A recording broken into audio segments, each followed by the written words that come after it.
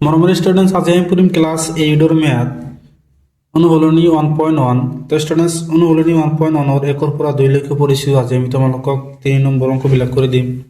3 number অংকত কি কৈছে চাবা, -20/11 আৰু 5/6 ৰ যোগাত্মক বিপৰীত সংখ্যা দুটা লিখা। যোগাত্মক বিপৰীত মানে কি চাবা, তো ষ্টুডেণ্টছ কেতিয়া যোগাত্মক বিপৰীত হ'ব, এটা সংখ্যা আনটোৰ হ'ব।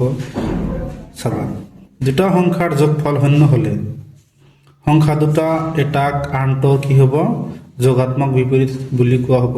যেতিয়া দুটা সংখ্যাৰ কি যোগফল শূন্য হ'ব আৰু এটা আনটোৰ কিমান হ'ব, যোগাত্মক বিপৰীত হ'ব শূন্য হলে। তেনেহ'লে কি শূন্য উলিয়াম, যেনেকুৱা ধৰি লোৱা +3 আছে -3, এই দুটা যোগ কৰিলে কিমান হ'ব, 0। গতিকে 3ৰ যোগাত্মক বিপৰীত কিমান, -3, আৰু -3 যোগাত্মক বিপৰীত কি, +3।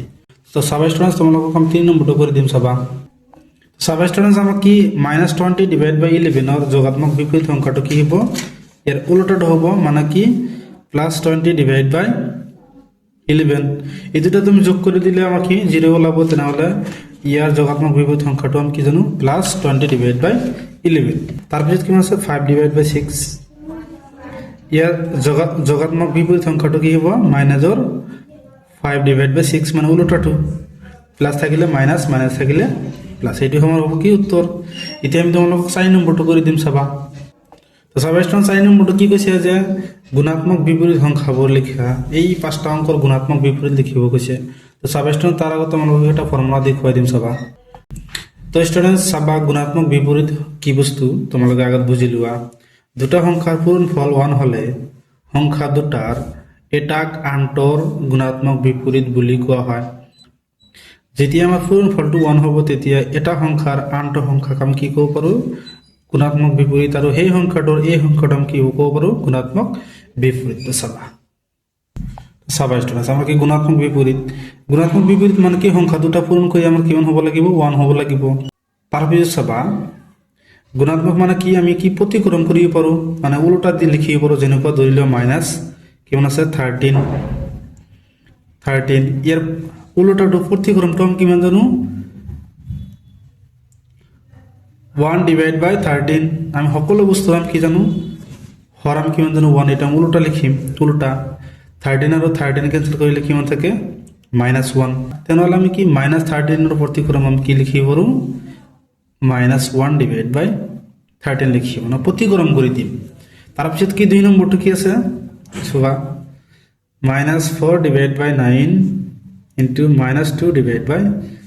এটা আমি কিমান লিখিব পাৰোঁ, মাইনাছ আৰু মাইনাছ পূৰণ কৰিলে কিমান জানো আমি, +2 আৰু 4 পূৰণ কৰিলে আমি কিমান জানো, 8/7 আৰু 9 পূৰণ কৰিলে কিমান হ'ব, 63। ইয়াৰ প্ৰতিক্ৰমটো লিখি দিবে, মানে উল্টাটো লিখি দিবে। মানে পূৰণ কৰিলে কিমান হ'ব লাগিব, এইটো ইয়াৰ লগত পূৰণ কৰিলে কিমান হ'ব লাগিব, 1 হ'ব লাগিব। তেনেহ'লে আমি এইটো পূৰণ কৰি দিম। তাহলে ইয়াৰ প্ৰতিক্ৰমটা আমি লিখি দিম 8। এটি আমাৰ হবে কি, গুণাত্মক বিপৰীত। তাৰপিছত আমাক 3 নম্বৰটো দিয়া আছে, -2 ইন্টু +2/5। এটা আমি কি লিখিম চাবা, মাইনাছ আৰু প্লাস পূৰণ কৰিলে -2 2 গুণ 4/5। ইয়াৰ উল্টাটো লিখি দিম, মানে পূৰণ কৰিলে কিমান হ'ব লাগিব, 1। এৰ উল্টাটো কিমান হ'ব, -5/4। এইটো তুমি এইটো আৰু এইটো যদি পূৰণ কৰি দিয়া আমাৰ 1 আহিব, মানে -5/4। আৰু ইয়াৰ গুণাত্মক বিপৰীত এইটো আমি জানো, +4/5। এইটো আৰু এইটো কেঞ্চেল যাব, এইটো আৰু এইটো কেঞ্চেল যাব। তেনেহ'লে মাইনাছ আৰু মাইনাছ পূৰণ কৰিলে কিমান থাকে, +1 আৰু 1 পূৰণ কৰিলে কিমান থাকে, 1 থাকে, 1। তেনেহ'লে আমাৰ 1 হ'ব লাগিব। তেনেহ'লে ইয়াৰ গুণাত্মক বিপৰীত আমি এইটো জানো। তাৰপিছত 4 নম্বৰটো কি আছে, 4 নম্বৰটো আমাক দি আছে -1। -1 আৰু গুণাত্মক বিপৰীত আমি কিমান জানো, -1 জানো। 5 নম্বৰটো কি দি আছে চাবা, 2n/5। ইয়াৰ গুণাত্মক বিপৰীতটো কিমান হ'ব, উল্টাটো 5/2n। এটা হ'ব উত্তৰ। তো স্টুডেন্টস এতিয়া তোমালোকক 5 নম্বৰটো কৰি দিম। চাবা,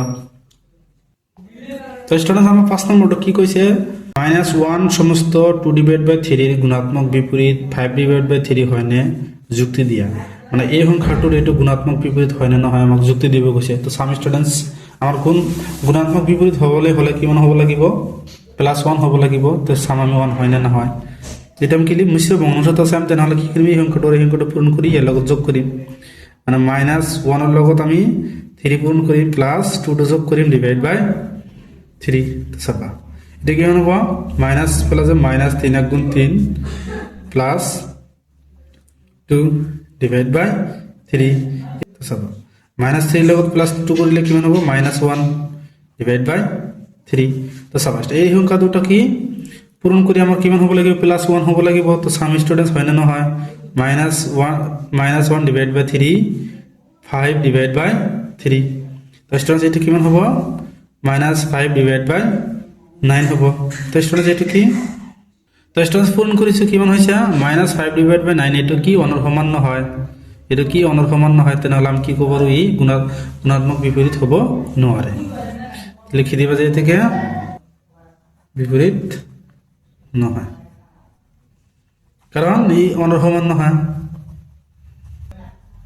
ই 1 ৰ সমান নহয় এটা আমার কি উত্তর তো স্টুডেন্টস এলাকা করবলগীয়া আছে স্টুডেন্টস ভিডিওটি ভালো লাগলে চ্যানেলটা সাবস্ক্রাইব করে দিবা থ্যাংক ইউ স্টুডেন্টস